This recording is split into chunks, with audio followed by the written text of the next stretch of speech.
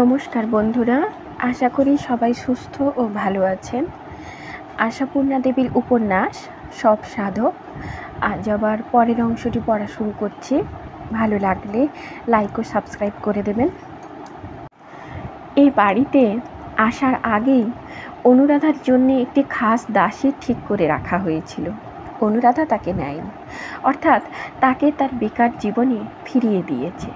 যদিও জ্যোতিশেখর বলেছিল, আহা, আপনি একটি নিরীহ প্রাণীর চাকরি খেলেন। অনুরাধা বলেছিল, কি করব ভাই, অন্য কেউ আমার চুল বেঁধে দিচ্ছে, কাপড় পরতে সাহায্য করছে, আর সর্বদা সঙ্গে সঙ্গে ঘুরছে, এ ভাবলেই আমার অস্বস্তি হয়। অতএব স্বস্তিটা রইল। দাসীটি গেল। ড্রেসিং আয়নার সামনে গদিমোড়া টুলে বসে চুল বাঁধছে অনুরাধা। সোমশেখর এলো, বলল, ঠাকুরদার বইটা আজ প্রেসে পাঠাচ্ছি, বলেছি যত তাড়াতাড়ি পারবে। বলল, মিস ভট্টাচার্য যে এত তাড়াতাড়ি এটা করে তুলবেন ভাবিনি। বলল, তুমি তো নতুন কিছু করতে গেলেই ভাবো অপচয়। আর একটা গাড়ির কিন্তু বিশেষ দরকার। একটা নতুন গাড়ি কিনলাম, কাল আসবে। সত্যভূষণ বাবু সঙ্গে করে আনবেন। আর বলল, জলপাহাড় টি গার্ডেনে বেজায় গোলমাল চলছে, সামনের সপ্তাহে একবার না গেলেই নয়। অনুরাধা সবই শুনে যাচ্ছিল, এখনই শুধু বলে উঠল, সামনের সপ্তাহে? কবে? ধরো 3-4 তারিখে। কদিন থাকতে হবে? তোমার তো আমার কোথাও যাওয়া শুনলেই ভাবনা ধরে। সপ্তাহখানেক অন্তত থাকতে হবে। দাদুর জন্মদিনের তাহলে কি হবে? দাদুর জন্মদিন? সোমশেখর সচকিতে বলল, লক্ষ্মী পূর্ণিমা এসে গেল। কবে? 7 তারিখে। তাই নাকি? আমার ঠিক ধারণা ছিল না। আচ্ছা, ম্যানেজার বাবু ওই 7 তারিখ নাকি যেন বলেছিলেন। সত্যভূষণ বাবুও ব্যস্ত ছিলাম, তেমন মন দিইনি। তাই তো। একদা দিগনগর রাজবাড়ির দুর্গাপূজা ছিল এই অঞ্চলের ডাক সাইটে। শশীশেখরের বাপ ঠাকুরদা ওই পুজো উপলক্ষে এক পক্ষকাল গ্রামে আমোদ প্রমোদের হাট বসাতেন। সপ্তাহকাল গ্রামে ইতর ভদ্র কারো বাড়ি হাঁড়ি চড়ত না। শশীশেখরের আমলে সে ধরনের বোলাও ঘুচে গিয়েছিল। তবু তিনি একদিকে সাহেব শুভ নিয়ে মত্ত থাকলেও ঠাকুরবাড়ি মহলে পুজোটি ঠিকই হতো, শুদ্ধাচারে সদাচারে যথারীতি। লোকজনও যে খেত না তা নয়, বিস্তরই খেত, কিন্তু সে পুজো বন্ধ হয়ে গেছে। শশীশেখর তুলে দিলেন পুজো। দেবেনই তো, আক্রোশের বশেই দিলেন। পুজো আসন্ন। ঠাকুর দালানে ঠাকুরের কাঠামোয় মাটি পড়ে গেছে। রঙের কাজে হাত পড়বে। রানী সুধাহাসিনী মারা গেলেন অকস্মাৎ হার্ট ফেল করে কয়েক ঘন্টার মধ্যে। দালানে অসমাপ্ত প্রতিমা দাঁড়িয়ে রইলেন বোকার মতো। চলে গেল বাড়ির প্রাণ প্রতিমা। পুজো হলো না। জমিদারিও তো তখন লাটে উঠে আসছে। শশীশেখর বললেন, আর নয়, অশৌচান্তে লক্ষ্মী পুজোটি হলো টিমটিম করে। শশীশেখর টের পেলেন না, তদবধি ওইভাবেই চলে এসেছে। কিন্তু ওই লক্ষ্মী পূর্ণিমাটিই যে শশীশেখরের জন্মদিন, সেটা আবিষ্কার করলো ছেলেরা বড় হয়ে, বউরা সংসারে আসায়। সোমশেখরের মা নিরুপমা প্রবর্তন করলেন এই জন্মদিনটিতে উৎসবের। সেই সূত্রে লক্ষ্মীরও ভোগরাগ বাড়ল। কিন্তু বিপর্যয়ের পর বিপর্যয় উৎসবকে আর দাঁড়াতে দিচ্ছিল না। সবই চলছিল নামকা ওয়াস্তে। সোমশেখর আর জ্যোতিশেখর জন্মদিনের ঘটাটা বাড়ালো, কারণ সোমশেখরের উদ্যমে ক্ষয়িষ্ণু রাজভাণ্ডার একটু সহিষ্ণু হয়ে উঠেছে। এই একটা পারিবারিক বার্ষিক উৎসব তিথির হিসেব ধরে হয়ে আসছে বলেই তারিখটা বদলায়। সোমশেখর বলল, তাইলে তো যাওয়াটা পিছিয়ে দিতে হবে। যাওয়াটা পিছিয়ে দিয়ে সমারোহের আয়োজনে তৎপর হলো। অবশ্য সবই বাঁধা ব্যবস্থা আছে, শুধু নতুন করে একবার তালিকায় চোখ বুলোলো। কোথা থেকে যেন ঘুরে এসে নিখিলেশ লেটার বক্সটা দেখে দোতলায় উঠে এলো। সামনেই সাথী। বলল, তপুর চিঠি এসেছে? সাথী মুখ টিপে হেসে বলল, চিঠি নয়, মহাভারত। বড় চিঠি? নিখিলেশ বিছানায় বসে পড়ে বলল, কই? সাথী বলল, বাইরের থেকে এলে হাত মুখ না ধুয়েই। বাইরে সর্বদা কি এমন ধুলোমাটি ঘেঁটে আসছে? সাথী বলল, সাদে আর বোন শ্বশুরবাড়ি যাবার ব্যবস্থা করেনি, এই নাও চাটা না খেয়ে। পড়াটা চোখের কাজ, মুখের নয়। মুখেরও হতে পারে, তাকে বলে গোগ্রাসে পড়া। সাথী ড্রয়ার থেকে চিঠিটা বার করে দিয়ে হাসতে হাসতে চা আনতে চলে যায়। খামটা খুলে চিঠিটা চোখের সামনে মেলে ধরতেই যেন সুতপা নামের সেই কলঝঙ্কারময়ী মেয়েটা কলকুলিয়ে ওঠে। দাদারে, এসে অবধি তোকে আশ্বাস দিচ্ছি এরপর বড় চিঠি দেব, সে আর হচ্ছে না। তুই নিশ্চয়ই রেগে আগুন হয়ে বসে আছিস, কিন্তু বড় চিঠি লিখব কি, সময় কোথা? আসবার আগে ভেবেছিলাম রাজরাজার বাড়ি তো কখনো চোখে দেখিনি, একটা কাজের ছুতোয় এসে একটা রাজবাটি দেখা হয়ে যাবে। রাজবাড়ির রসুইখানার ভালো মন্দ দুটো খাবো দাবো, বন্ধুটির সঙ্গে দুটো গালগপ্প করব এবং কর্ম অন্তে মোটা টাকা ব্যাগে মুটিয়ে বাড়ি ফিরব। 4টি ম্যানাস্ক্রিপ্ট কপি করা সে তো কিছুই নয়, ফাও। কিন্তু দেখলাম আশা ছলনাময়ী, বেশ একখানি গাড্ডায় পড়ে বসে আছি।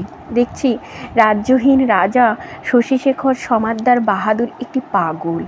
অবশ্য তার সারা জীবনের চেষ্টার বিষয়বস্তু নির্বাচন দেখে সন্দেহ করা উচিত ছিল। একদিন বলে ফেলেছিলাম, শুনেছি পত্নী বিয়োগবধূর এই ভদ্রলোক নাকি এই বিরহ কাব্য রচনা করার পর আবার বিয়ে করেছিলেন। শুনে এমন আহত হলেন যেন কেউ ওনাকে চাবুক মেরেছে। তারপর গম্ভীর হয়ে বললেন, শোনা কথা বিশ্বাস করতে নেই। মন্দলোকের কাজই হচ্ছে মহৎ বস্তুকে ছোট করবার জন্যে মিথ্যায় রটনা। সে যাক, কাজ সারা হয়ে গেছে, বই প্রেসে চলে গেছে, তবু আমায় এখানে আটকে থাকতে হচ্ছে, মানে ওরা আটকাচ্ছে। কোজাগরীর দিন নাকি রাজা বাহাদুরের শুভ জন্মতিথি। বিশেষ আয়োজন, বিশেষ আনন্দ উৎসব। মনে হচ্ছে বহিরাগত অতিথিতে বাড়ি ভরে যাবে। অতএব গৃহগত অতিথিটিকে এরা ছাড়েন কোন প্রাণে? কাজেই অপেক্ষা করছি সেই শুভ দিনের দিনটির জন্যে, যেদিন এদের নতুন অ্যাম্বাসাডার চড়ে কলকাতায় রওনা হব। সেই রকম আশ্বাস দিয়েছেন এরা। নতুন গাড়ি কিনেই এদের মনে হচ্ছে রংটা জুৎসই নয়, রং বদলের দরকার। কাজেই গাড়িকে কলকাতায় পাঠাতেই হচ্ছে, আর হচ্ছেই যখন কেউ কেউ চড়ে যাক। এই পরিস্থিতি। এখন উৎসবের আয়োজন তাকিয়ে তাকিয়ে দেখছি। রাশি রাশি বাঁশ এসে পড়েছে লনে প্যান্ডেল বাঁধতে। গরুর গাড়ি বোঝাই করে পেট্রোম্যাক্স এসে হাজির হয়েছে। বাড়ির কোনো অন্তরাল থেকে ডজন ডজন অ্যাসিটিলিন গ্যাস বেরিয়ে পড়েছে। তাদের মাজা ঘষা চলছে যজ্ঞী বাড়ির বিরাট বিরাট বাসনের পাহাড়। কোথায় যে সব ছিল কে জানে। বধূরানী তো থাকেন কাজ ঘেরা ঘরে। রাজা বাহাদুর তার সেই ঐতিহাসিক নাটকের নাট্যমঞ্চে। আমার মাত্র ওই 2 জায়গায় আনাগোনা। এসব দেখছি আর অবাক হয়ে যাচ্ছি। কোথায় ছিল এত কার্পেট, শতরঞ্জি, চাদর, শামিয়ানা? ডেকোরেটরের ব্যাপার নয়, সব মাল নিজেদের। বিয়েবাড়ির মতো নাকি রসন চৌকিও বাজবে। গুড়গুড়ের সঙ্গে ঘুরে ঘুরে ভিয়েন ঘরও দেখে নিয়েছি। যেমন হয় মস্ত মস্ত উনুন পাতা হয়েছে, রাশি রাশি কাঠ জমানো রয়েছে পাশের চাতালে। ভাঁড়ারের সামনে ধোয়া মাজা চলছে। কত বটি, কত বারকোষ, কত কুর্নি বটি, কাটারি ফাটারি। কোথাকার যেন বাগান থেকে বস্তা বস্তা নারকেল এসে পড়েছে। রয়েছে এক জায়গায় বস্তা বস্তা ছোলা, মটর, নিজেদের ক্ষেতের। জন্মদিনের সঙ্গে লক্ষ্মী পুজোর ব্যাপারও রয়েছে তো। নারকেল নাড়ুর প্রসাদ বিলি হবে, আরও কত কী সব যেন হবে। যারা এসে 2-1 দিন থাকবে তাদের জন্য বালিশ বেরিয়েছে, হাত পাখা এসেছে এক গাদা। বড়লোকের বাড়ির একখানা মেয়ের বিয়ের মতো হবে। বসে বসে অবলোকন করছি আর ভাবছি, টাকা থাকলে কল্পনার পাখা কতখানি উঠতে পারে। তবু তো সেকালের সমারোহের কোনো ছায়াই বহন করছে না। তবে গুড়গুড়ের সমাচার অন্যবারে এতটা হয় না। এবারে রাজা বাহাদুরের শেষ জন্মদিন, তাই শেষ জন্মদিন শুনে আমি তো হাঁ। তারপর বুঝলাম এটি তারই বিজ্ঞতার ফসল। 100 বছরের কাছে বয়স হলো বুড়োর, আর কতদিন পৃথিবীর অন্য জলে ভাগ বসাবে? যাক, বুঝলাম 85 বছরের পদার্পণটা একটা মাইলস্টোন স্বরূপ, তাই অধিক ঘটা।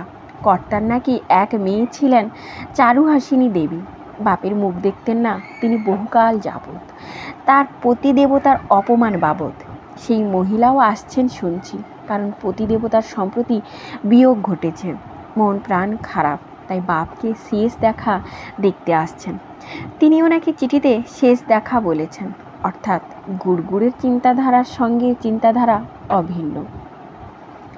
এই সবই ছিন্ন ছিন্ন পল্লব থেকে সংগ্রহ। অনুরাধা অবশ্য কিছু বলেছে, যতটুকু সে নিজে জানে। তার আবার বিরাট ডিউটি। তাকে নাকি সারাদিন উপবাসী থেকে লক্ষ্মীর ভোগ রাঁধতে হবে। ভোগের ঘর দেখেও তো আমার চোখ কপালে উঠল। সেও তো ইয়া ইয়া উনুন, এত এত কাঠ, বড় বড় বাসন। গুড়গুড়ে বলেছে সাহায্য করবার জন্য লোক আসবে। ভগবান জানেন, দেখে মায়া হচ্ছে। আমায় বাবা কাটলেও কখনো রাজবাটির বউ হতে রাজি হব না। অবশ্য কারুর বাড়িরই নয়। দেখে শুনে প্রাণ হাঁপাচ্ছে। শুধু দাদা, গিয়ে তোকে যে মেটেরিয়ালস দেবো বলে রেখেছি তার একটু দিই। প্রাণ হাঁপাচ্ছে, তবু অদ্ভুত এক রকমের আহ্লাদ, আমোদ, চাঞ্চল্য অনুভব করছি এবং দুঃখ অনুভব করছি। আমি কর্মযজ্ঞের কেউ নই, কেবলমাত্র দর্শক বলে। তবে অনধিকারেও কিছু অধিকার জুটেছে। তবে স্বয়ং রাজা বাহাদুর নাকি ইচ্ছা প্রকাশ করেছেন তার ঘরের ডেকোরেশনটা আমিই করি। কলকাতা থেকে নাকি ফুল আসবে। এও এক দারুণ অনধিকার। কর্তার এই মেয়ে ডাক্তারবাবুর উপর স্নেহ দৃষ্টি দেখে খাস খানসামা ব্রজরাজ আমার উপর প্রথমতেই দারুণ খাপ্পা। তার উপর আবার এইসব বিশেষ অধিকার দেওয়া। কেবল জ্বালাময়ী দৃষ্টিতে তাকাচ্ছে আমার দিকে। আরও যারা সব আছে প্রত্যেকেই যেন সোন দৃষ্টিতে তাকাচ্ছে। আমার এই প্রাধান্য তাদের হাড়ের মধ্যে অগ্নিদাহ ঘটাচ্ছে। বেশ বুঝছি, তবু প্রধান হতেও হচ্ছে। অথচ দেখ কি মুশকিল, এই উদ্ভ্রান্ত বৃদ্ধ আমার কাছে যেন কৃতজ্ঞতায় বিগলিত। আমায় নিয়ে কি করবেন ভেবে পাচ্ছেন না। এড়াতে পারি না তার আগ্রহ আকুলতা। অনুরাধার তার বড় হেসে হেসে বলে, তুই আমাদের অন্ন মারলি? হাসলেও কথাটা মনে এসেছে তো। যাক বাবা, এই ঝঞ্ঝাটটা মিটে গেলেই প্রাণ নিয়ে পালাই। দিন গুনছি, আজ এই পর্যন্ত। ও দাঁড়া, জিজ্ঞেস করিনি তুই আর বৌদি কেমন আছিস, আর বলিনি দুজনে আমার ভালোবাসা নিস। তোদের তপু। ফুলের ঝোড়া এসে পড়েছে। তার থেকে প্রকাণ্ড দুগাছা গার্ল্যান্ড আলাদা করা আছে রাজা শশীশেখর সমাদ্দার বাহাদুর এবং রানী সুধাহাসিনী সমাদ্দার বাহাদুরের জন্যে। গোলাপের তোড়াও আছে দুটি। বাকি অনেক পত্র পুষ্প শোভিত রিং, যা দেওয়ালে দেওয়ালে সাজানো হচ্ছে। সাজানোর নায়িকা ডক্টর সুতপা ভট্টাচার্য, যার নাকি এ পরিবারের সঙ্গে কোনো যোগসূত্রই নেই। পরিবারের পক্ষে এর থেকে গাত্রদাহকর ব্যাপার আর কি হতে পারে। অনুরাধাকে অনুরোধ করেছিল, তুই বাবা আমার সঙ্গে সঙ্গে থাকিস। কিন্তু এ অনুরোধ রাখার উপায় কোথা তার? তাকে তো সারাদিন গরদের শাড়ি সেমিজ পরে লক্ষ্মীর ভোগের ঘরে ডিউটি দিতে হবে। প্রত্যেকবারই হয়। সে জানেও না কিভাবে সাজানো হয়। অনুষ্ঠানের সময় একবার এসে দাঁড়ায় মাত্র। অনুষ্ঠান মানে ঠিক প্রদোষকালে একজন বেদজ্ঞ ব্রাহ্মণ এসে মঙ্গলাচরণ করেন এবং শুভেচ্ছা জানান। পুরোহিত হোমের টিপ পরিয়ে দেন। অতঃপর পড়ে যায় প্রণাম নমস্কার উপহার প্রদানের পালা। এখন বেলা 2টো। ফুল আসতে দেরি হওয়ায় তাড়াহুড়ো পড়ে গেছে। শশীশেখর বসে আছেন একটু আচ্ছন্ন দৃষ্টি মেলে। আজ যেন অভ্যস্ত ধূমপানেও আগ্রহ নেই তার। মাঝে মাঝে বলছেন, বুঝলে সুতপা, আমি যেন 50 বছর পিছনে চলে যাচ্ছি। বাড়িতে কোনো পার্টি হলে রানী এইভাবে কোমর বেঁধে লেগে পড়তেন। ওকে আপনি কি বলে ডাকতেন রাজা দাদু? কথা কথা ইচ্ছে করেই কথা বলতে চাইছে সুতপা, তাতে যেন স্বস্তি থাকে। সুতপা নিঃশব্দে কাজ করে যাবে। শশীশেখর নিঃশব্দে তার দিকে বিগলিত সপ্রশংস দৃষ্টি মেলে বসে থাকবেন। নিঃশব্দে সেই দৃষ্টি অবলম্বন করে চলবে। এ কোনো কাজের কথা নয়, এ বড় অস্বস্তিকর। শশীশেখর নড়ে চড়ে বসে বললেন, একটা নামে ডেকে কি আর কুলোই ভাই? তাহলে আর 108 নাম লাগে কেন? রানী, মহারানী, রানী সাহেবা, হাসি, সুধা, সুধাহাসিনী, কত ডাক। আপনাকে কে সাজায় দাদু? আমাকে আর বলো না ভাই, আমাকে সাজায় ওই শালা জ্যোতি। চন্দন তিলক, লম্বা কোঁচা ধুতি টেনে টেনে যা করবে দেখো। দেখলে তো তোকে। ফুলের ঝোড়ার গাড়িতে এলো। দেখেছি একবার। আপনার মেয়েও এসেছেন তো কাল, দেখা হয়েছে তো? শশীশেখর নীরস কণ্ঠে বললেন, হয়েছে। আরও সব কতজন, আমি তো কাউকেই চিনি না, আমাকেও কেউ চেনে না। এত লজ্জা করছে কেন? লজ্জা কেন? শশীশেখর উত্তেজিত হলেন, বললেন, লজ্জাটা কিসের? বাহ, আমার এখানে কি পরিচয়? শশীশেখর গম্ভীরভাবে বলেন, তুমি আমার স্নেহপাত্রী, এটাই শ্রেষ্ঠ পরিচয়। তবু ভালো, মনে মনে বলল সুতপা। প্রিয়পাত্রী বা প্রেমপাত্রী বলে বসনি তুমি? মুখে বলল, ঠিক আছে, আর লজ্জা করব না, কিন্তু সাজানো ভালো হয়েছে কিনা বলুন। আপনার নিজ মেয়েদের পছন্দ হবে কি না কে জানে, না হলো তো বয়েই গেল। শশীশেখর উদ্ধতভাবে বলেন, অন্যের পছন্দ অপছন্দকে থোড়াই কেয়ার করি, আমার যা ভালো লাগবে আমার ঘরে তাই চলবে, ব্যাস। সুতপা একটা ভারী টুলের উপর উঠে উঠে দেওয়াল সজ্জা করছে, টুলটা সরিয়ে সরিয়ে দিচ্ছে ব্রজরাজ। অনেক বারের পর সুতপা বলল, ব্রজদা তুমি আর কত বইবে, আমিই নিচ্ছি টেনে টেনে। ব্রজরাজ উত্তর দিল না, নিঃশব্দে টুলটা ধরল। সুতপা বলল, তাহলে তুমি টুলটাকে রানী সাহেবার ছবির নিচেই আনো, নিচের ব্র্যাকেটে গোলাপের তোড়া দিয়ে দিই, মালাটা বড় কুমার দিয়ে দেবেন। ব্রজরাজ মদগর্ভ চালে বলল, ও সবই থাক, কুমার রায় বাহাদুর দিয়ে দেবেন। আচ্ছা তবে থাক বলে সুতপা হাতের তোড়াটা টেবিলে রাখলো, আর সেই মুহূর্তে একটা বিস্ফোরণ ঘটে গেল, অন্তত ব্রজরাজের কাছে। টেবিলে রাখা মাত্রই শশীশেখর সজোরে ধমকে উঠলেন, সব সময় সর্দারি করিস কেন ব্রজ, সাজানো হচ্ছে, হয়ে যাক। সুতপা প্রমাদ গুণে তাড়াতাড়ি বলে, না না, ব্রজদা তো ঠিকই বলেছে, যারা বরাবর দেন তাদেরই তো দেওয়া উচিত।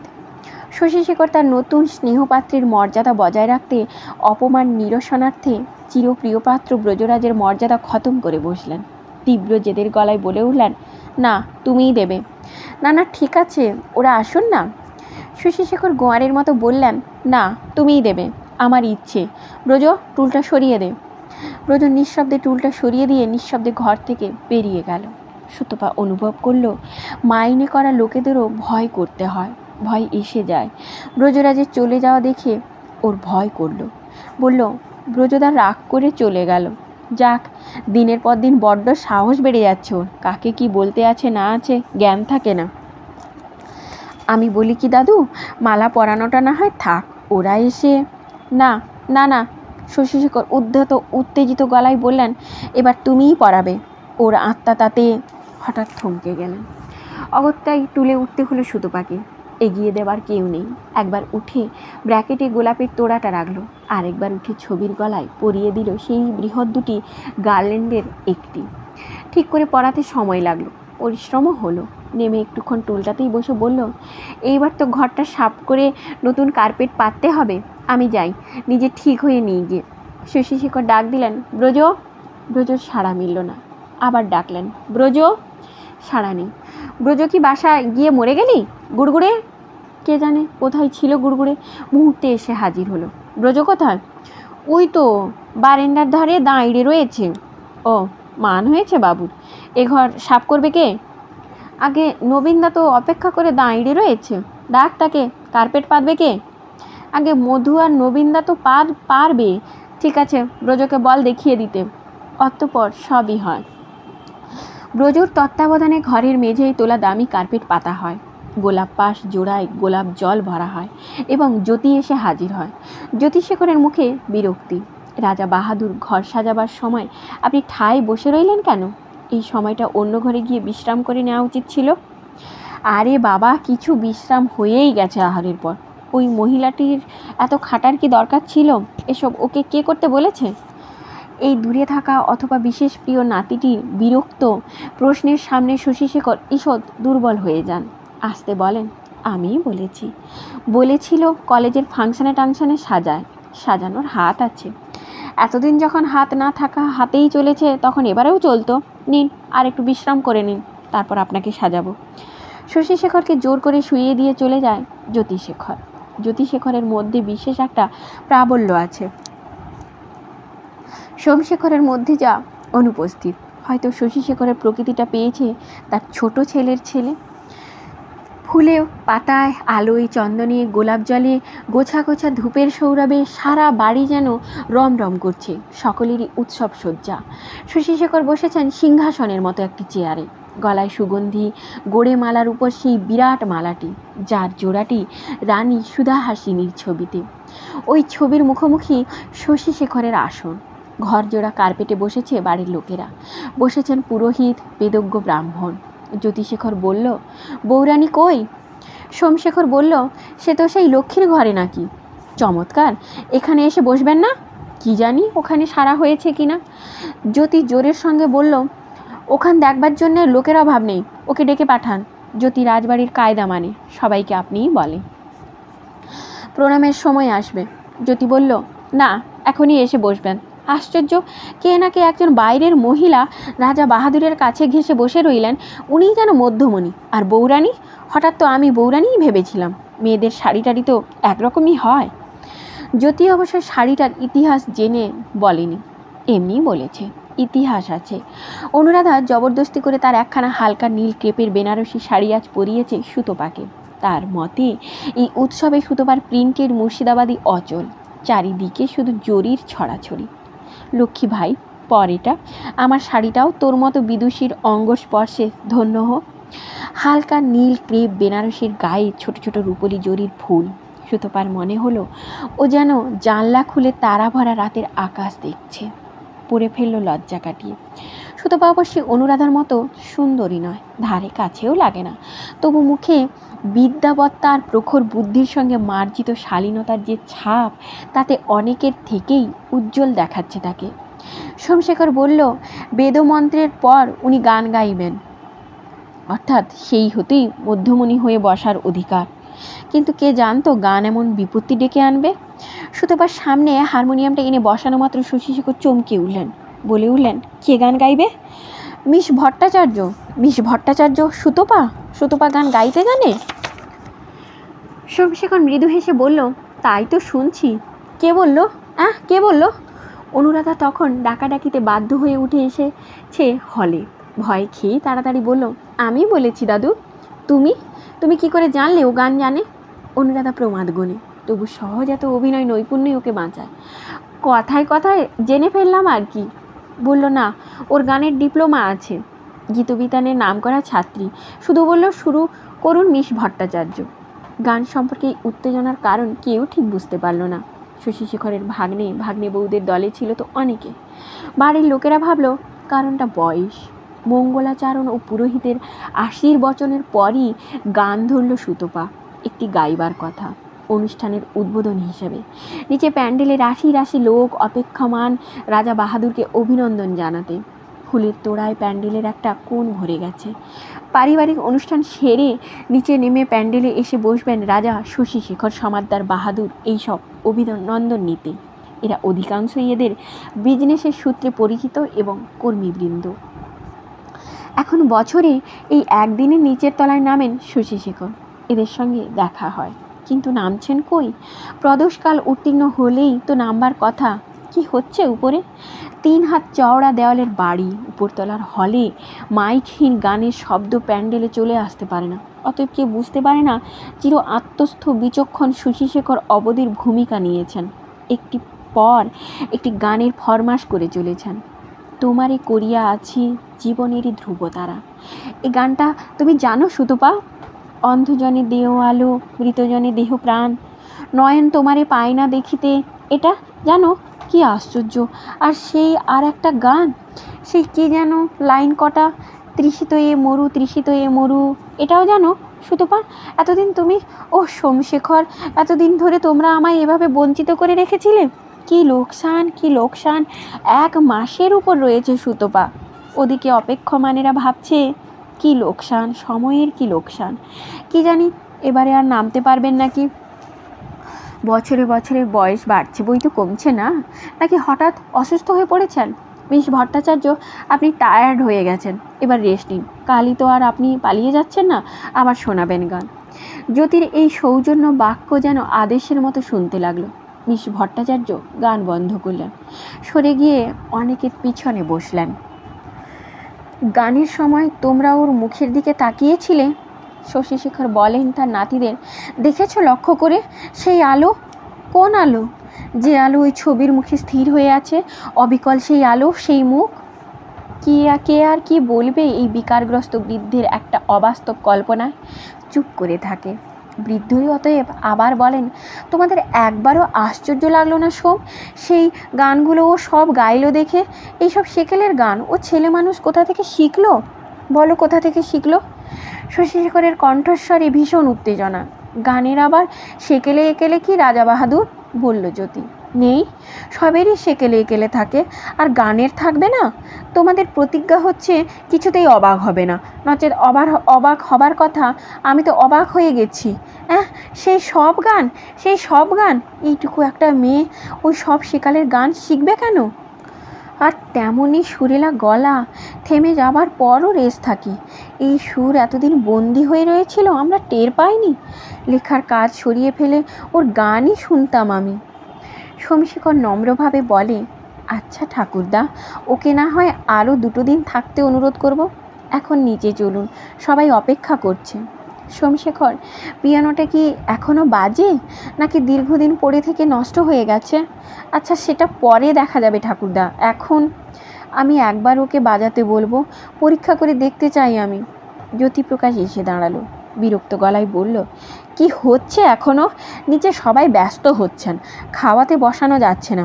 নবীন একটা চেয়ারে বসিয়ে নিয়ে যাক না হয়। চেয়ারে বসিয়ে কেন? শশীশেখর চড়া গলায় বলেন, বছরে এই একদিন আমি নিজেই নামি জ্যোতিশেখর। আপনাকে খুব টায়ার্ড দেখাচ্ছে রাজা বাহাদুর।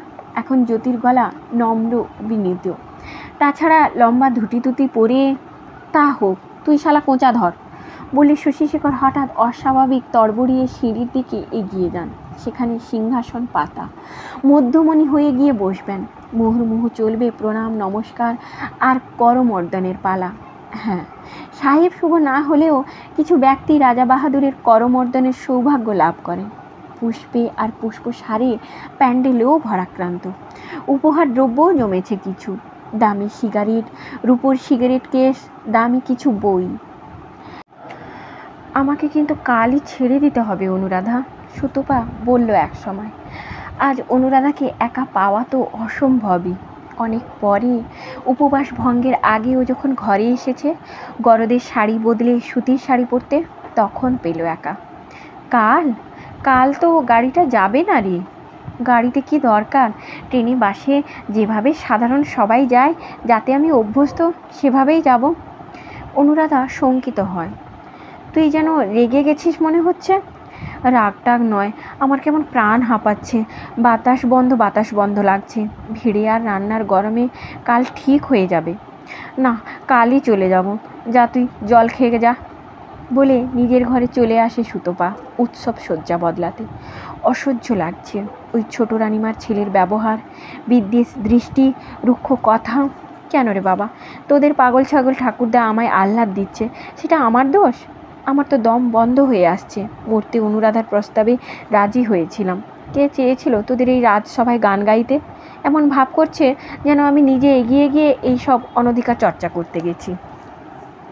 বড়টা তবু ভদ্র, তবু কেন, খুবই ভদ্র, কিন্তু এটি অভদ্রের চূড়ান্ত।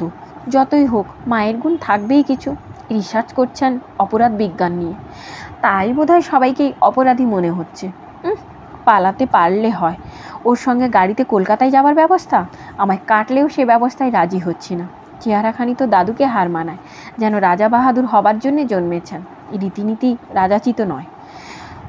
আরও অনেকক্ষণ আপন মনে গজগজ করে শাড়ি বদলে বেরিয়ে আসে সুতপা। এখনও খাওয়া বাকি না হলে শুয়ে পড়তো। খাবার ইচ্ছে আদৌ নেই, কিন্তু না খেয়ে শুয়ে পড়লে তো হইচই পড়ে যাবে। কিন্তু হইচই কি রদ করতে পারছে সুতপা? চাপা হইচই তো চলছেই তাকে নিয়ে। জোরদার হয়েছে গতকাল চারুহাসিনী আসার পর। জামাইয়ের বিশ্বাসঘাতকতায় সর্বশান্ত হবার পর থেকে জামাইয়ের আর মুখ দেখেননি শশীশেখর। তদবধি মেয়েও বাবার মুখ দেখেনি। এতদিন পরে এলো, তা আবার এতটুকু আবেগ নেই, আহ্লাদ নেই, একেবারে কাঠ। ভালো আছো? ছেলেমেয়েরা ভালো? আচ্ছা, ছোট রানিমার কাছে বসোগে। এই কি দীর্ঘদিন পরে আর সম্প্রতি বিধবা হয়ে আসা একমাত্র কন্যার অভ্যর্থনা? আর ওই একটা কে বসে আছে ঘরে, আয়ানা নার্স। ব্রজরাট আর পারে না বুঝি? মধুমালতী দেবী হাত মুখ নেড়ে বলেন, আয়া নার্স, আছো কোথায় তুমি মা? উনি এখন রাজা বাহাদুরের নয়নের মণি। তার মানে আর কি বোঝো? অতঃপর বোঝায় সুশীলা, বোঝায় হেনা, বোঝায় বিধুমুখী, বোঝায় গুড়গুড়ে। তুক করেছে পিসিমণি, তুক করেছে। শহরের মেয়ে, শহরের গুন্তুক, একেবারে গেরাস করে নিয়েছে। আমাদের বৌরানীও দলে আছেন গো, ভগবান জানেন কি ষড়যন্ত্র চলছে তলে তলে। আড়াল হলেই কাছাকাছি, ঘেঁষাঘেঁষি, তুই সামনে, সম্মুখে আপনি আজ্ঞে মিস ভট্টাচার্য। দেখছি আর অবাক হচ্ছি। রাজা বাহাদুর কি গুণে মজলেন? ওগো পিসিমা, ঢলানি মেয়ে ছেলের গুণের দরকার নাগে না, তা বলে এই বয়সে? আহা, আমি কি আর তেমন কিছু বলতেছি? সোয়াক ভাব, এই আর কি। নইলে আর রানীমার গলায় মালা পরাতে দেন? ব্রজদা তো রেগে আগুন হয়ে বসে আছে, ছোট কুমারও। হ্যাঁ, ওই মালা পরানো নিয়ে উষ্ণ আলোচনা চলেছে তখন থেকে। এ অধিকার কখনো বাইরের কাউকে দেওয়া হয়নি। তাছাড়া ওই মোক্ষম সময় পর গানের অর্ডার উনির নয় ভীমরতি হয়েছে মা, তুই ছুরি সেই তালে তাল দিবি। এই সময় গুড়গুড়ে এসে খবর দিল ডাক্তার মেম কালই চলে যাওয়ার জন্যে রসাতল করতেছে। বৌরানী দিদি উপরোধ অনুরোধ করতেছে। কেন কেন? তার আবার এত উপরোধের কি আছে? ওরই বা চলে যাওয়ার জন্যে রসাতলের কি আছে? দর বাড়ানো গো। রানী বৌমার মতিগতিও আমার ভালো ঠেকছে না মা। যতই হোক গরিব গেরস্তর ঘরের মেয়ে, ওর হাতে দিয়ে বাপের বাড়ির কিছু চালান করছে কি না কে জানে। এই জন্যেই কৌশল করে আনিয়েছে। নিজ মুখেই তো স্বীকার করেছে, এত কৌশল করে আনলাম তোকে। এই চাপা হইচই প্রায় সশব্দ হয়ে ওঠে আর এক বিস্ফোরণে। রাজা বাহাদুর আর এক গর্হিত ইচ্ছা প্রকাশ করেছেন। আজকের রাত্রে রাজা বাহাদুর কেবলমাত্র প্রিয় নিকটজনদের নিয়ে খেতে বসেন, নাতিরা, নাতবউ, আর কেউ না। কিন্তু এবার ইচ্ছা প্রকাশ করেছেন সুতোপাও বসবে এক টেবিলে। কুললক্ষ্মীর প্রসাদ দিয়ে আনুষ্ঠানিক খাওয়া শুরু। সেই খাওয়ার সঙ্গী হবে বাইরের একজন। এত কি? জ্যোতিশেখর উত্তেজিতভাবে বলল, এটা কি ঠিক হচ্ছে বড় কুমার? সোমশেখর বলল, হচ্ছে না ঠিকই, কিন্তু ঠাকুরদার খামখেয়াল, কি আর করা যাবে, মেনে নিতেই হবে। ওই মিস ভট্টাচার্যকে এই বেলা আর সবাইয়ের সঙ্গে মেজের লাইনে বসিয়ে দেওয়া হলো না কেন? এখনও অনেকে খাচ্ছে, তাদের সঙ্গে দিলেই তো হয়। ঠাকুরদা যে ওর সামনেই ঘোষণা করেছেন। থাক গে জ্যোতি, ঠাকুরদার যখন ইচ্ছে। আমি জানতে চাই এই ইচ্ছেটি হয় কেন? জ্যোতি, তুমি হঠাৎ এমন বদলে গেছো কেন? তুমি তো আজ ঠাকুরদাকে কোলে করে নাচো। আমার মেজাজ খারাপ হয়ে গেছে। তুচ্ছ একটা কাজের জন্য একজনকে এনে এত কি মাতামাতি? প্রেস্টিজ নেই? বৌরানীর সঙ্গে নাকি খুব আলাপ। হ্যাঁ, পরে দেখা গেল একসঙ্গে কলেজে পড়েছেন। আমি কিন্তু অন্য রিপোর্ট পেয়েছি। সে যাক, ভদ্রমহিলা শুনলাম কালই চলে যেতে চাইছেন। তা যান না, আটকাবার কি দরকার? শুনলে তো ঠাকুরদার কথা। উনি পিয়ানো বাজাতে জানেন কিনা পরীক্ষা করবেন। কাল আর ছাড়বেন বলে মনে হয় না। পিয়ানো? যে সে ঘরের মেয়ে অমনি পিয়ানো বাজাতে জানবে? না না, কালই চালান করা হোক ওকে। রাজা বাহাদুরের পাগলামি বাড়তে দেওয়া হবে না। জ্যোতি, আমার আবারও মনে হচ্ছে তুমি খুব বদলে গেছো। যেতে পারি, আপনারাও কম বদলাননি। রাজা বাহাদুরের ইচ্ছাই অবশ্য জয়ী হলো, কিন্তু খাওয়ার টেবিলে অন্যান্য বছরের সুর বাজল না। সেই মুহুর্মুহু হাস্যধ্বনি, সেই ভৃত্যমণ্ডলীর চারিদিক থেকে ঘিরে থাকা রাজা বাহাদুরের তাদের প্রতি সস্নেহ বাক্য, কিছু না। খাওয়া না খাওয়া, রাজা বাহাদুর যেন স্বপ্নের ঘরে রয়েছেন। ওর কি শরীর খারাপ হচ্ছে? খাওয়াও তো নামমাত্র, অথচ এ যাবৎ উনি ওর যুবা নাতিদের থেকেই ভালো খেয়ে আসছেন। এই খাবার সময় রসন চৌকি আবার শুরু হয়েছিল, তবু যেন সুর কেটে গেল। কিন্তু কে ভেবেছিল পরদিনের জন্যে এত বড় একখানা বেসুরো কাণ্ড তোলা ছিল? বেসুরো, দারুণ বেসুরো, যার জন্যে বাড়ির সবাই সুর বদলে ফেলল। সুর বদলালো জ্যোতিশেখর নামের জেদি রাজপুত্রটি। ওকে আর যেতে দেওয়া চলবে না, বহিরাগত কাউকেই না। জ্যোতির ঘোষণা, পুলিশ আসুক, যা বলে বলুক। তারপর হ্যাঁ, পুলিশ আসবে বই কি। রাজা শশীশেখর সমাদ্দার বাহাদুরের শোবার ঘরের মধ্য থেকে রানী সুধাহাসিনীর কণ্ঠমালা চুরি গেলে পুলিশ আসবে না? কি করে এই অসম্ভব চুরি ঘটল? টুলে উঠে ভিন্ন যেখানে সহজে কারো হাত যায় না, হাত যায় একমাত্র শশীশেখরের 6.5 ফুট লম্বা 2 নাতির, তাহলে বলতে হয় তারাই কেউ চুরি করেছে। পরদিন তাদেরই একজন আবিষ্কার করলো ব্যাপারটা বাসি মালা নামিয়ে রাখতে গিয়ে। জ্যোতিশেখরই বোধ হয় অনধিকারীর অনধিকার চর্চার চিহ্নস্বরূপ ওই মালাটা চক্ষুশীল হচ্ছিল। জ্যোতি তাই বাসি মালা নামাতে এলো, আর নামাতে গিয়ে বলল, রানীজির সেই সোনার মালাটা খুলে রাখা হয়েছে কেন? খুলে রাখা হয়েছে? কে খুলে রাখবে? সামনেই রয়েছে, সবাই দেখেছে, নতুন পালিশে হিরে খচিত পদকটা ঝকমক করছে। গতকাল বিকেলে যখন ওই ফুল পাতার তারের মালা পরানো হচ্ছে তখনও দেখেছে ব্রজরাজ। অতএব অতএব বোঝো সবাই, অনুক্ত সন্দেহ ক্রমশই শব্দরূপের মধ্যে ধারা দিয়ে উক্ত হয়ে দাঁড়াতে থাকে।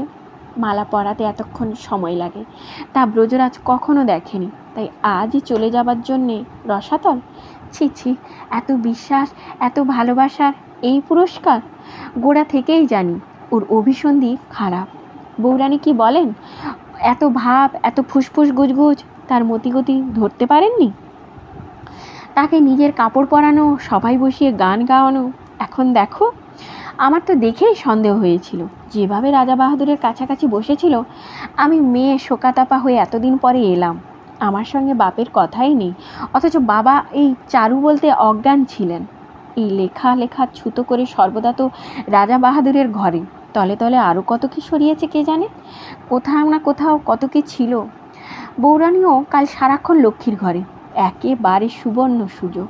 কিন্তু ওই রকম লেখাপড়া জানা মেয়ের এমন নিজ প্রবৃত্তির কাছে লেখাপড়া জানা নেই বাবা।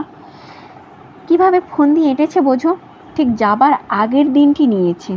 আরও সুবিধে হলো ওই বড় ফুলের মালা ঢাকা পড়ে যাওয়ায়। পরাতে দেরির ছুতোয় হাতিয়ে নিয়ে মালা চাপা দিয়ে টুল থেকে নামালেন, যেন কতই ক্লান্ত। ব্রজ সবই দেখেছে, একে একে দেখা যাচ্ছে প্রমাণ অকাট্য। কলকল্লোল নিচের তলা ছাপিয়ে হঠাৎ হঠাৎ কারো বাহিত হয়ে উপরতলায় এসে আছড়াচ্ছে শুধু তিনটে মানুষ, শুধু পাথর, অনুরাধা, সোমশেখর আর স্বয়ং সুতপা। সোমশেখর বৈঠকখানা বাড়িতে, মহিলা দুজন যে যার নিজের ঘরে। জ্যোতিশেখর যখন ঘোষণা করে বলেছে আজ কাউকে রাজবাড়ির বাইরে যেতে দেওয়া হবে না, তখনই সুতপা ঘরে ঢুকে বসে আছে। সামনে ভারী পর্দা, বোঝা যাচ্ছে না শুয়ে আছে কি বসে আছে, তবে জানলা খোলেনি তা বোঝা যাচ্ছে। ঘর অন্ধকার, অনুরাধার কাচের জানলাতেও পর্দা টানা। ঘর অন্ধকার, সেই অন্ধকারের মধ্যে অনুরাধা বালিশে মাথা ঘষছে। এ আমি কি করলাম? কেন আমি চেষ্টা চরিত্র করে ওকে আনলাম? কতটুকুই বা জানতাম আমি ওকে? কলেজে ঘন্টা কয়েক একসঙ্গে, আর ওর লেখক দাদাকে দেখতে একদিন ওদের বাড়ি যাওয়া, এই তো। তারপর 7-8 বছর কেটে গেছে। কি ওর রীতি চরিত্র হয়েছে কিছুই তো জানি না। শুধু মিনার চিঠিতে জেনেছিলাম সুতপা বিয়ে করেনি, কলেজে পড়াচ্ছে। দুঃখ করে বলেছিল মা বাপ থাকলে অমন মেয়েটার বিয়ে না হয়ে থাকতো। মা বাপ নেই, তার মানে স্বাধীনতার চূড়ান্ত। ওই তো দাদা, লেখক মানেই অন্যমনস্ক। কি করে বেরিয়েছে সুতপা কে জানে, স্বভাব চরিত্রও বা কেমন।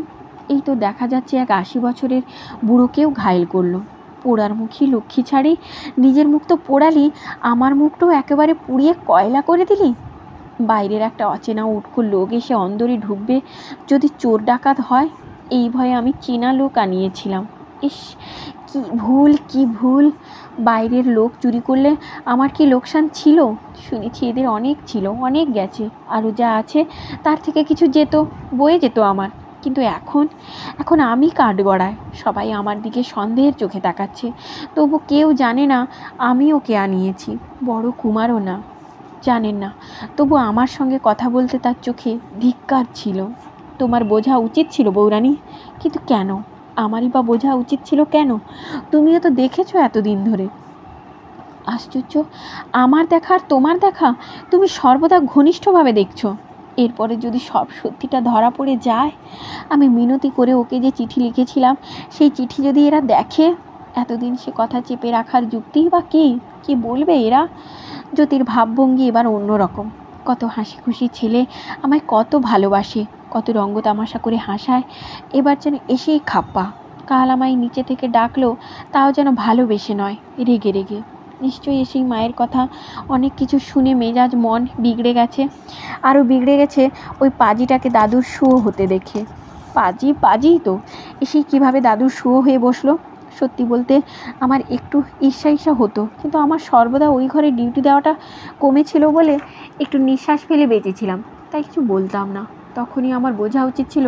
ঠিক বলেছেন বড় কুমার, আমার বোঝা উচিত ছিল। ওই দাসীগুলোর কথাই তাহলে ঠিক। গুণতুক করে বললেও কিছু আছে, নইলে দাদুর মতো এমন দুধে লোক এখনও যিনি এদের এইসব ব্যবসা বাণিজ্যের মাথা, তিনি কি করে ওর মন্ত্রপুত হয়ে গেলেন?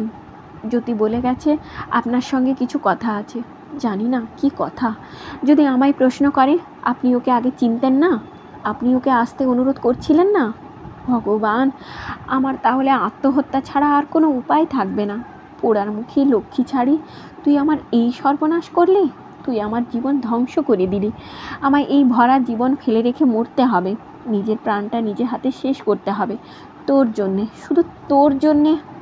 অনুপস্থিত সুতপার উদ্দেশ্যে যথেষ্ট গালমন্দ করতে থাকে অনুরাধা, প্রায় ছোট রানীমার ভাষায়। স্বার্থে ঘা পড়লেই বুঝি মানুষের উপরের রং এইভাবে খসে ঝরে পড়ে। অনুরাধা একবারও ভাবছে না এও কি সম্ভব? সত্যি সত্যিই কি সুতপা? না না, ছি, কে কোথায় কি করেছে, না, একবারও ভাবছে না। অনুরাধা একেবারে ভেঙে পড়েছে, কারণ ওর সামনে সবাই অকাট্য প্রমাণগুলো তুলে ধরে দিয়ে গেছে। আর মেয়ে মানুষকে যতটা চট করে সন্দেহ করতে পারে, তার অধঃপতনকে যতটা তাড়াতাড়ি বিশ্বাস করতে পারে, পুরুষ বোধ করি ততটা নয়। তবে জ্যোতির কথা আলাদা। জ্যোতি সত্যিই নিচের মহল থেকে অনেকখানি বিরুদ্ধ বাতাস ভেতরে ভরে তবেই সুতপাকে দেখেছে, আর দেখেছে একেবারে দাদুর কাছে নিজেদের জায়গাটিতে। দেখে বিরূপতা আরও বেড়েছে। অতঃপর দাদুর পাগলামি অবুঝ আবদার, আর তারপর এই অশনিপাত। ওর অধীর বিদ্যার কোষ্ঠী পাথরে যাচাই করে দেখছে, আর কিছুই নয়, অপরাধী ওই মহিলাই। ধূর্ত অপরাধীরা চট করে কিছু করে বসে না, ধীরে ধীরে সকলের বিশ্বাস উৎপাদন করে তবে কাজে হাত দেয়। মহিলা তো কি, মহিলা অপরাধী কি জগতে বিরল? এখন কাজ দাদুর সঙ্গে একবার মোকাবিলা করে, একবার ডাক্তার দেখিয়ে তবে পুলিশে ডায়েরি করা। বাড়ি থেকে কাউকে বেরোতে দেওয়া হয়নি, এটা পুলিশের উপকার করে রাখা। বড় গেটে তালা পড়ে গেছে, চাবি জ্যোতিশেখরের পকেটে। বিশেষ কোনো দরকার ঘটলে লোক বুঝে চাবি দেবে। অতএব আজও বাড়িতে যজ্ঞী রান্না চলছে। লোক তো কম এসে জড়ো হয়নি, দূর দূর সম্পর্কে। নিচের তলায় কলরোল সমারোহ, তবে ওখানের গোলমাল উঁচুতলার বাড়িতে পৌঁছয় না। এই যা। কিন্তু সোমশেখরও স্তব্ধ হয়ে গেছে। যদিও অনুরাধাকে ধিক্কার দিয়ে ফেলেছে, তবু সোমশেখর কিছুতেই মনে প্রাণে বিশ্বাস করতে পারছে না সুতপা এমন একটা নীচ কাজ করতে পারে। ছিছি, অসম্ভব। বাড়িতে দুদিন ধরে এত লোক, আবার নিজের মনেই ভাঙা গড়া এত লোক সত্যি, কিন্তু রাজা বাহাদুরের ঘরে কে ঢুকেছে সবার সময় ছাড়া? সে সময় কে ঢুকে উঠে গহনা চুরি করবে? কি হতে পারে, কি হতে পারে? ও ঘরে যাদের গতিবিধি, সেসব চাকরদের সম্পর্কে সন্দেহ করা চলে না। সোমশেখর বরং নিজেকে সন্দেহ করতে পারবে, তবু ব্রজরাজকে নয়, নয় নবীনকে। এক গুড়গুড়ে এত দুশ্চিন্তার মধ্যেও হাসি পেল। ওর তো টুলেও হবে না, মই লাগবে। একটা সন্দেহ, সেটা বারে বারে মনের মধ্যে পাক দিচ্ছে। আক্রোশের বশে লুকিয়ে রাখেনি তো ব্রজরাজ? এসে যা শুনছি, ওই মহিলাটির প্রতি ওর আক্রোশ ঘটার যথেষ্ট কারণও আছে। তার উপর গতকালকের অপমান, ব্রজরাজকে ধমক, তাও একজন নিতান্ত বাইরের লোকের জন্যে, আর তার সামনে। কিন্তু ব্রজরাজকে কি জিজ্ঞেস করা যাবে? অবশ্য পুলিশে খবর দেওয়ার আগে একবার জিজ্ঞেস করে নিতে হবে। কি লজ্জা, কি লজ্জা! পুলিশ এসে জেরা করে জানবে মহিলাটি অনুরাধার সহপাঠিনী। একদা সোমশেখরদের পিসেমশাই জীবন রতনকে নিয়ে ভয়ানক একটা কাণ্ডও ঘটেছিল। সোমশেখরদের শোনা কথা, তখন তো তারা বালক মাত্র, কিন্তু তদবধি এ বাড়িতে বিশ্বাসভঙ্গের কারণ কেউ ঘটায়নি। এতগুলো লোকজন থাকা সত্ত্বেও সবাই তো ঘরের মধ্যেকার সব কাজ করে। বিধুদাসী আলমারি থেকে দামি শাল, দোশালা, কাপড় চোপড় বার করে রোদে দেয়, তোলে, পাড়ে, হেনা গহনা সাফ করে দেয়। ঠাকুর বাড়ির ভারপ্রাপ্ত পুরোহিত মশাইয়ের হাতে বিগ্রহের গহনার গাঁটি, সোনা রূপো ইত্যাদি করে সব কিছু সিন্দুকের চাবি। তিনি বিশেষ বিশেষ দিনে গহনা পরাণ খোলেন। সত্যভূষণের হাতে চেক ভাঙাতে দেওয়া হয় হাজার হাজার টাকার। রজনীর কথা বাদ দাও, রজনী সারা জীবন রেঁধে খাওয়ালো, কিন্তু দোতলায় ওঠে না কখনো। রেঁধে বেড়ে গুছিয়ে দেয়, ব্রজরাজ নিয়ে এসে ধরে দেয় শশীশেখরের শ্বেত পাথরের টেবিলে। একে একে বাড়ির প্রত্যেকজনকে ভাবে সোমশেখর, কোথাও সন্দেহের দানা বাঁধতে পারে না। অতএব ওই মেয়ে, যাকে সোমশেখর এতদিন সশ্রদ্ধ প্রীতির চোখে দেখে এসেছে, এমনও মাঝে মাঝে মনে হয়েছে তার ফর্সা আর নিখুঁত মুখ এটাই রূপ নয়, রূপ হচ্ছে মার্জিত বুদ্ধির আলো। তবে সোমশেখর স্তব্ধ হয়ে বসে অন্ধকারে হাত এড়াতে থাকে। বুদ্ধি তাই কি তবে ওকে অধঃপতনের পথে টেনে নিয়ে গেছে? এত নিচুতে? বড় দুঃখ, বড় পরিতাপ, বড় গ্লানি। সোমশেখরের রাগ হচ্ছে না, হচ্ছে দুঃখ। আজ এই পর্যন্তই। সব সাধকের শেষ অংশটি পরের ভিডিওতে নিয়ে আসছি। ভালো থাকবেন, সুস্থ থাকবেন, আর ভালো লাগলে লাইক ও সাবস্ক্রাইব করে দেবেন।